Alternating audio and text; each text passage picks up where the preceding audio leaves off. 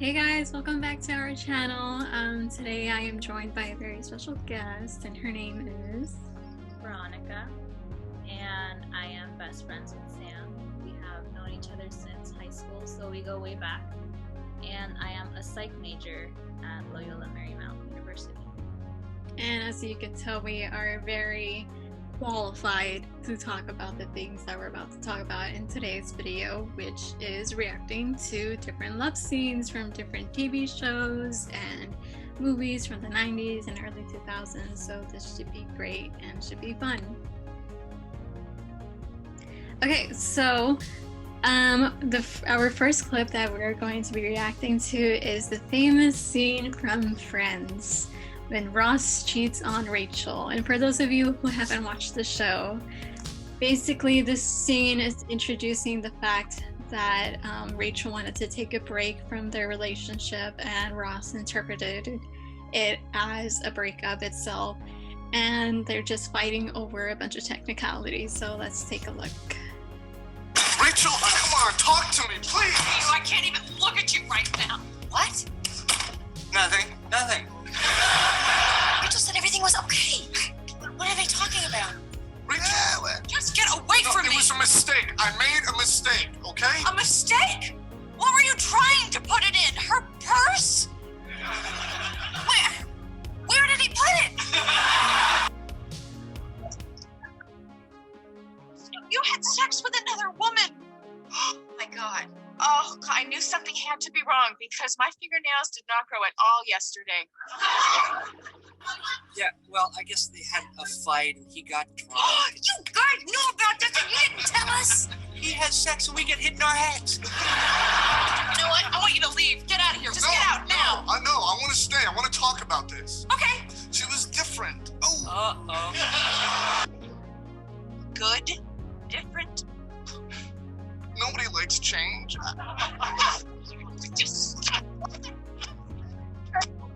Should we do something? Yeah, never cheat on Rachel. I'm sorry, okay? I'm sorry. I was disgusted with myself, and this morning I was so upset, and then I got your message. I was so happy, and all I wanted was to get her out of my apartment as fast as possible. Whoa. Wait a minute. What time did your little friend leave? Oh my God, she was there. She was still there? She was in there when I was in there? Oh, yes! Listen, hey, the important thing is she meant nothing to me. And yet she was worth jeopardizing our relationship! Look, I didn't think there was a relationship to jeopardize. I thought we were broken up. We were on a break. That, for all I knew, could last forever. That, to me, is a break up. You think you're gonna get out of this on a technicality? Look, I'm not trying to get out of anything, okay? I thought our relationship was dead. Well, you sure had a hell of a time at the wake. About it from Gunther! Come on, like I wanted him to tell you, I ran all over the place trying to make sure that didn't happen. Oh, that is so sweet. Alright, so as you can see from this clip, there's a bunch of problems within the relationship that causes problems to happen in the entire rest of the show for 10 seasons.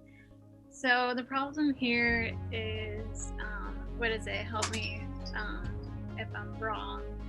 Well, obviously, it was like a huge misunderstanding and miscommunication because they both had different meanings of what a break meant. Obviously, for Rachel, it was just taking a pause on the relationship, while Ross interpreted it as it was like officially over. So, Right. that was like more interesting. Because in this case, Ross is the receiver, right? Because he's the one receiving the message. And so I feel like that message was being distorted by something called noise. And so in the very beginning of when they have their first fight, it was the whole environment itself was distracting. Rachel was already mad because Ross went to her job and they distracted her when she was trying to focus, and he kept like intervening, and she was just already mad. And so they started stonewalling each other, which is very bad and very unhealthy, and it's just like miscommunication because Ross had already knew that they were on a break, or that's what he thought it was, and then that's when he decided to sleep with another woman because that's what he thought that Rachel wanted, and it was kind of like, I guess you could say like revenge sex in a way to make Rachel feel bad. And I think that's so, because even when Rachel asked him if it was the other way around, if he would be able to forgive her, he wouldn't be able to get over it, but he would still want to be with her. Although it's really different between men and women. Women get hurt because of it's more about the communication and the intimacy involved, while for men isn't really that much of a big deal for them. Right. So this was the perfect clip to look at because they have problems, and it's like whenever you face problems like this within your relationship, you should definitely check in on what's going on both sides after cooling off, after having a fight, because in the moment when you're having a fight, you're not really thinking clearly. So probably give it an hour and then come back to each other and just check in and make sure everything's okay. And that's something that they could have done for themselves because they just never finished their conversation of what having a break meant and wanting to fix it. That's a big thing too, because in a situation like them that they're in, Ross, he wanted to fix the issue right then and there, when sometimes it's best to have that space before talking about it, because sometimes if you talk about it then and there, you can say things that you didn't really mean, and you can't really take it back because it's already out there. So that was another issue with them, because they were both, she was already mad and angry, and Ross was vulnerable because he got caught when obviously he did the bad thing by not telling her, and instead she had to find out from someone else, so that made it even worse. Exactly, and you want to avoid those types of problems any way possible and healthy. So let's get into our next clip of when Harry meets Sally. Can man and woman be friends? Staying over? Yes. Would you like to have dinner? Just friends. I thought you didn't believe men and women could be friends. When did I say that? On the ride to New York. No, I never said that. Yes, that's right. They can't be friends. Unless both of them are involved with other people, then they can. This is an amendment to the earlier rule. If the two people are in relationships, the pressure of possible involvement is lifted. That doesn't work either, because what happens then is the person you're involved with can't understand why you need to be friends with the person you're just friends with. Like it means something is missing from the relationship and wanting to go outside to get it.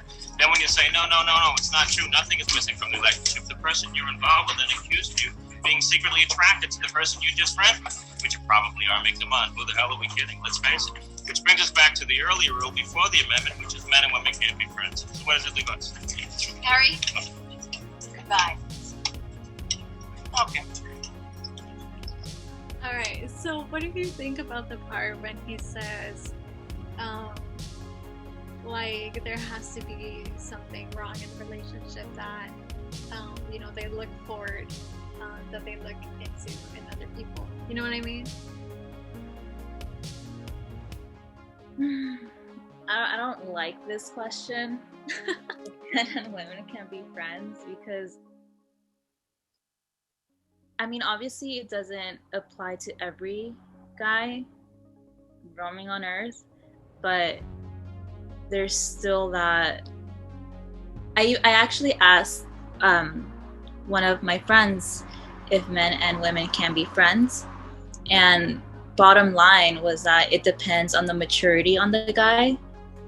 And I guess that makes sense, because let's say you're in a committed relationship and you've settled down for that person that you're with, but it's, I don't know, it's like obviously they're always going to find someone attractive, and obviously they're going to be thinking things are, you know, they shouldn't, but it's I don't want to say, you know, that's how guys are, but it is, because all they're looking for, like when they look at other people, when they want to date, obviously attractiveness is on the list, and not just from face, but also like body wise and intimacy. So wanting to have intercourse. So I guess again that this is all men, because this isn't. We're just saying like in our perspective, like she said, depending. Yeah.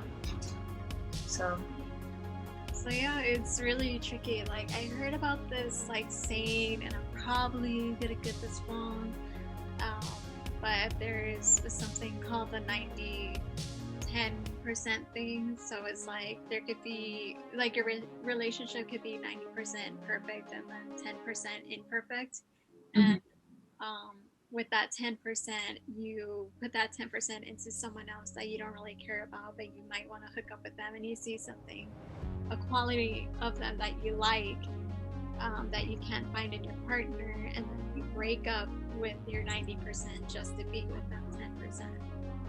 And I feel like that's kind of like what he's like relating to, you know, right there. Like people look for that 10%, that small 10%, you know, to be with like someone else.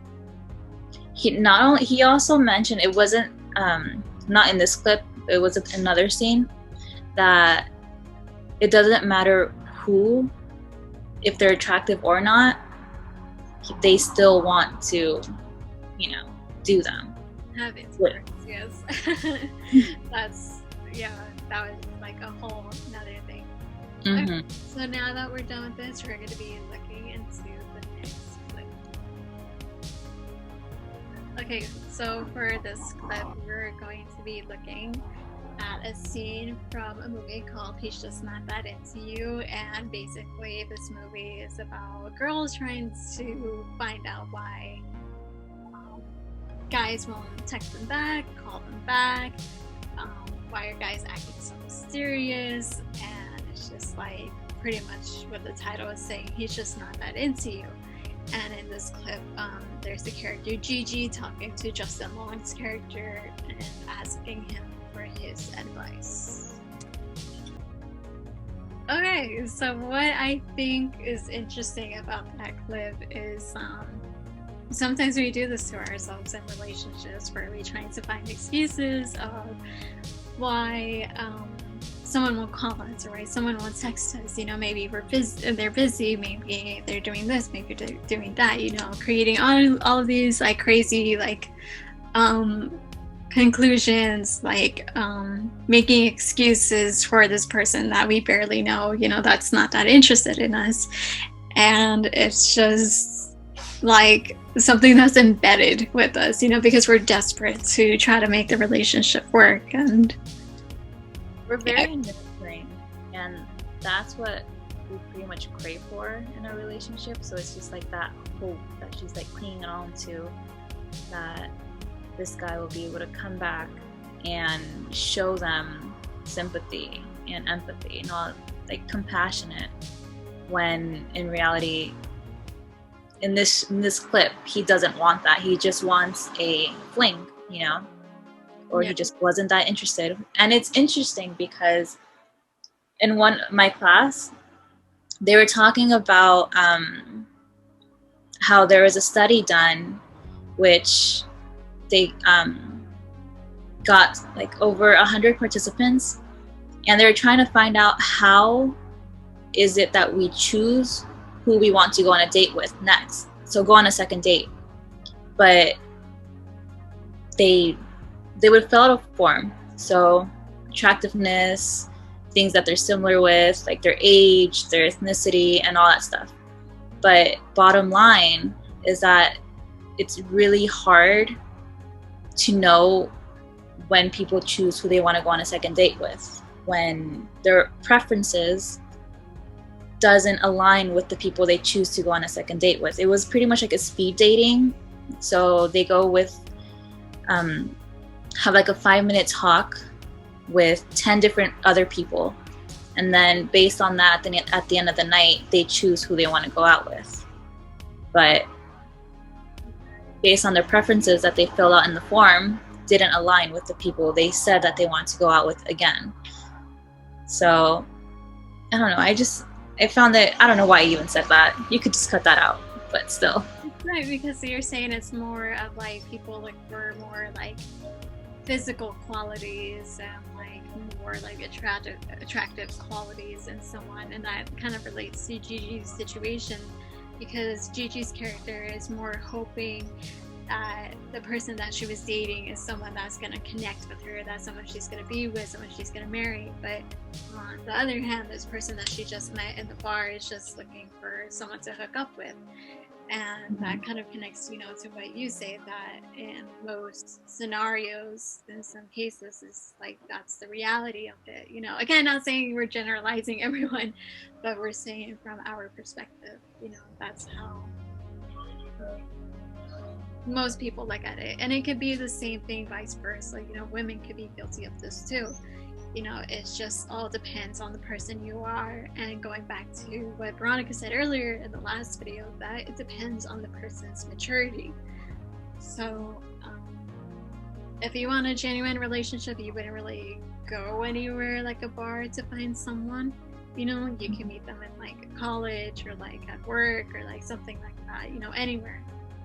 But I think it's just like interesting because Gigi's really hoping that she's making a personal connection with this random guy that she met, and she's just like desperate to find that connection. And we're all pretty much guilty of being in that spot one point in our life, looking a little bit too into it and being a little bit too desperate, about finding the one and just trying to fit this person into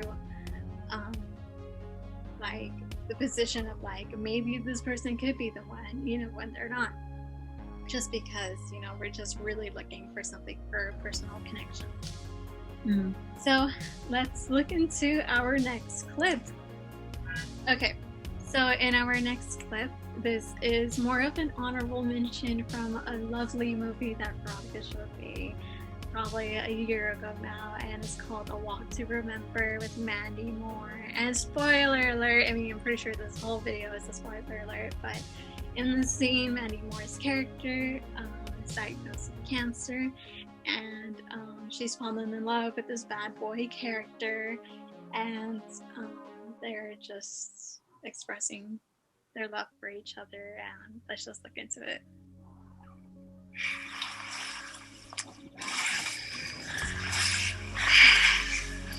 Don't worry, it's not a Bible. It was my mother's. It's got quotes from her favorite books and quotes by famous people. Her thoughts. Come on. Okay, let's check it out.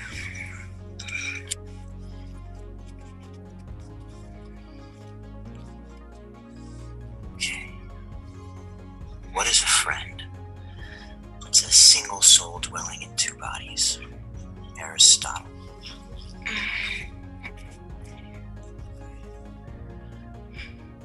I know who you are, and do it on purpose. Still. I always thought she was smart.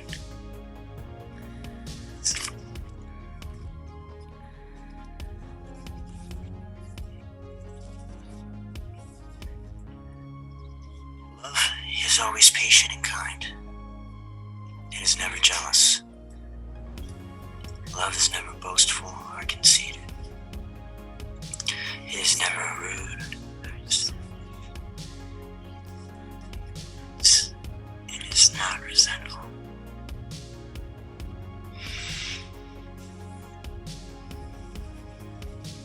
So this scene, how can that not be any more romantic? because like it's just so adorable. Like it's just this beautiful like poem, you know, that I think her mom made, right? Like it was a book of quotes that she had, and it's like love is never boastful, love is never jealous, you know, it's never conceited, and it's like never selfish. And it's so true and dear to like what love should be. You know, you should be respectful to each other, you should be kind, you should be loyal and like trustworthy. Sorry? It's hard not to be like jealous, because it's pretty much in our nature to even be jealous in the first place. Though it's interesting because guys tend to think that them being jealous is a way of them showing that they love their partner, when there's an extent to how jealous you can be. Like a small amount of jealousy is fine. Like, oh, he's jealous that she's going out with a guy and her friends, or like she's going out with her friends and there's gonna be some guys in there. I mean, that's fine as long as you don't act on it and you trust the person. It's totally fine. But yeah, it's difficult not to be jealous and to be trustworthy and loving and caring. But I don't know, I mean, it depends on everyone. Everyone's different. It's something that you have to work for sure. And it kind of reminds me of The Notebook, which is like another Nicholas, I can't remember, but like the same director, like writer for this book too. Mm-hmm. Scene where like Allie and Noah, like, you know, the scene where they're at the car, he's like, you're gonna be a pain in the ass, and then like, and I'm gonna like be mad or whatever, and we're gonna bounce back and have our next fight, and then, you know, solve our problems again. Kind of relates to that. Like Noah knows that the relationship's gonna take work, you know, and but he knows that it's something that he really wants because he loves this person in spite of all their problems, in spite of all their flaws. You know, they're gonna look past that and they're just gonna make it work. And it's kind of like something that I do within my relationships. I try to check in on the other person probably like every other week and having a conversation of is everything okay with you? Are there any problems within the relationship? Is there something that we should be talking about, you know, that you want to say? And it's not something to be seen as like you're instigating something, you know, you seem like you want to cause problems, and it's not, because if that person is on the same level of maturity with you and they're gonna want to talk about, you know, what's really going on in the relationship, they're gonna speak up on it. And that's why, like, in my relationship, I don't really have too many problems, you know, thank goodness, because we practice this method and we try not to have problems, you know, for a whole day at least, because we confront each other on you know, our problems, and we become better within our relationships by working together, you know, and I think that's really important. Mm-hmm. Yeah. Now let's look into our last and final scene. Yes, we came full circle back to Bratz because it's just a perfect show where it has every single scenario that you can think of. In this scene, this is, what is it, earlier in the relationship, when their relationship is starting to become brand new?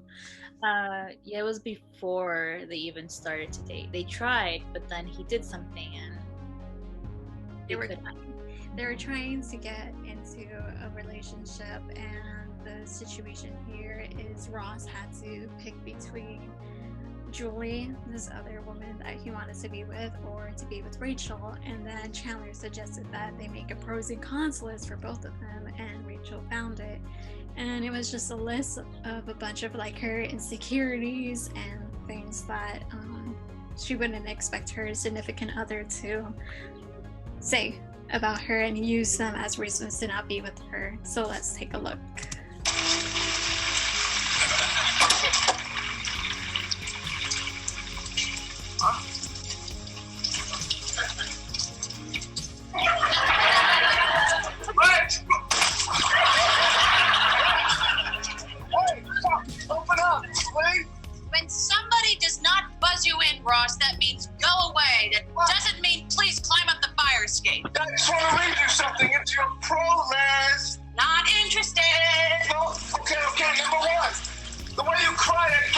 those.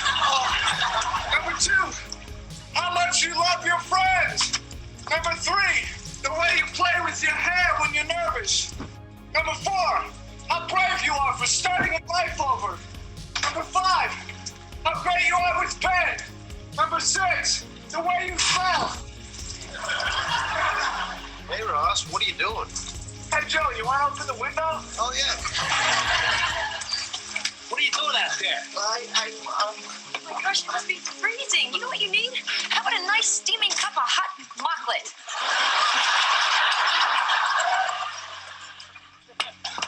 Rich, come on, open up. Rich, come on. Come on, you gotta give me another chance. No, No? that's what I said. Look, maybe we should go. No, you guys, you really don't have to go. We're done talking. Rich, come on. Look, I know how you must... No, you don't, Ross. Imagine the worst things you think about yourself. Now, how would you feel if the one person that you trusted the most in the world not only thinks them too, but actually uses them as reasons not to be with you? Oh, but, see, I want to be with you in spite of all those things. Oh, well, that's mighty big of you, Ross. I said don't go! You know what? If things were the other way around, there is nothing you could put on a list that would ever make me not want to be with you. Well, then I guess that's the difference between us. See, I'd never make a list. Man, that part always hits, man. It always like breaks my heart because like every time I see this clip, it just makes me so sad because it's like, again, like, why would Ross do something so terrible like that, you know? And it's just like the way that Rachel sees it is like projecting her worst fears and her like insecurities and stuff and putting it on the list, and she again wouldn't want her significant other to see her that way. You know, she thought that he loved her in spite of all of those things, you know, and that those things wouldn't matter. Rachel just really wanted to be with Ross and wanted to be accepted for who she was, because even though on the list one of the qualities that was mentioned is she's just a waitress, because at the time she was working as a waitress, and it's just that was something that was like really important to Rachel because she had just like quit her life and moved to the city and moved in with Monica and wanted to start her life all over without her parents' help, you know, because they're like a rich family. And so it means something to her that she was able to work for this money, you know, for herself. And Veronica, I think you have something. But it kind of reminded me of something I learned in my class, like called the exchange theory, and how people tend to use comparison level, like so when this happened, he was in a relationship with Julie before they made the pros and cons list. So he was outweighing the advantages and disadvantages of dating Rachel. So that's pretty much like comparison levels, like for alternatives, which is what he was using when he was deciding who he should be with. Because usually when people compare who they're dating based on like their past experience or their current experience, they want to do it for the better, like make that change for the better. And even though Julie she had all these great like qualities because they had a lot of things in common, he was willing to give that up to be with Rachel, whom he loved for like 10 plus years. So yeah, kind of reminded me of this. But the way he presented it was kind of like God, you know, even though he might have, you know, kind of had those like best intentions for doing that, it's like you should have still like overlooked it, you know, and not even like thought about making this. Like Rachel, you know, she was like, that's the difference between me and you, you know, I wouldn't make a list, you know, and but yeah. Really strong point. guys don't really tend, I guess, one, he didn't think Rachel would see it, and two, I don't think he meant it as, you know, a way of hurting her either. I mean, even though, yeah, it's insecurities and he shouldn't have done it in the first place, but then again, he was with Julie and he was trying to compare who he should be with. So, I mean, I don't know, it's always like a difficult decision. Guys don't always think when how it can be emotionally, I guess, degrading to someone. Yeah, it's just the way that things should be interpreted or like thought about isn't necessarily thought about right on the spot, right in the moment.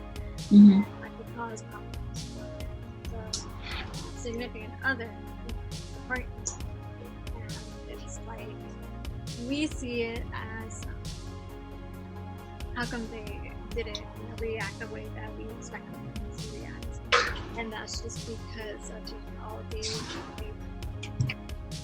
different, you know, problems like the lack of communication. They just don't see things the way that we do, right, with communication, because they're kind of taught to not really communicate when they're younger and to be as like empathetic as women, you know, talking about their feelings, sharing your feelings and whatever. But then again, to each person their own. And yeah.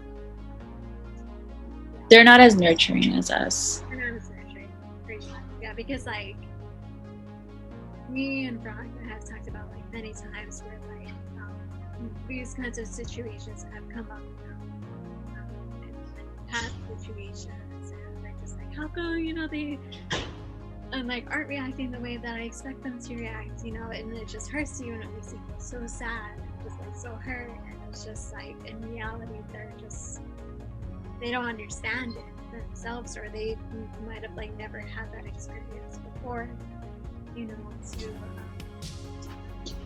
empathize with you, to be there with you. Yeah, that has been today's video. I hope you guys have enjoyed this. Again, I apologize for the background noise that might be happening in the video. This is just not a professional video, but it's about the quality, you know, of it and what we talk about. If there are any scenes that you guys want us to react to from different movies or different TV shows, leave them in the comments. And we might do this again because this was super fun. Rob is majoring in psychology and I'm majoring in communications, and so it's like we're the perfect duo to do this, you know.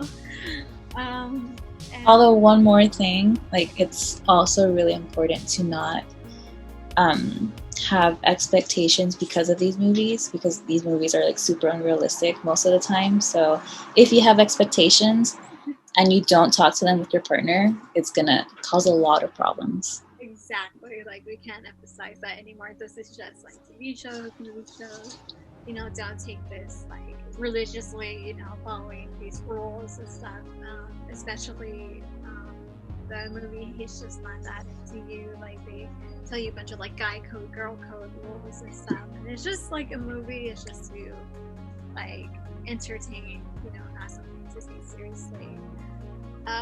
But yeah, me and Veronica have another fun video idea coming out in a couple of weeks, so that should be really fun because our significant others into this conversation and ask them a bunch of grilling questions. I know I said this for the last video, but the next one should come out in a couple of weeks. But yeah, don't forget to like, subscribe, and to hit the notification bell, and check out our Facebook, Instagram, and Twitter, and we'll see you guys in the next video. Bye!